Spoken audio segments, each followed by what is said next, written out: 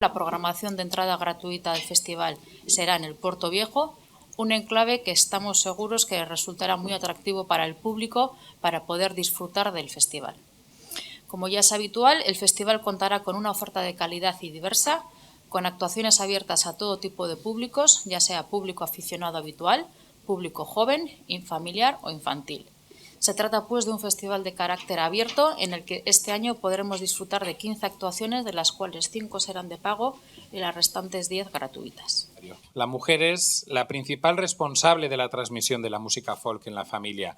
Ya le dábamos importancia en la edición del año pasado y este año queremos subrayar que muy a menudo esa labor de transmisión no llega a suceder porque existe también aquí un techo de cristal. Que esas mujeres que se han encargado de trasladar, de transmitir la música de generación en generación, luego no lo han hecho en un plano artístico, profesional. Pero este año, Getxo Folk, todos los días a las 8 de la tarde, tendrá una mujer sobre su escenario principal. ¿Y qué se nos va a ofrecer en ese caso? Se nos va a ofrecer una visión variada de qué es lo que puede ser el folk en el siglo XXI, en un 2022 en el que el folk está encontrando nuevas formas de expresarse, tal vez de sobrevivir, de mutar, de hibridar con otros estilos y otros géneros.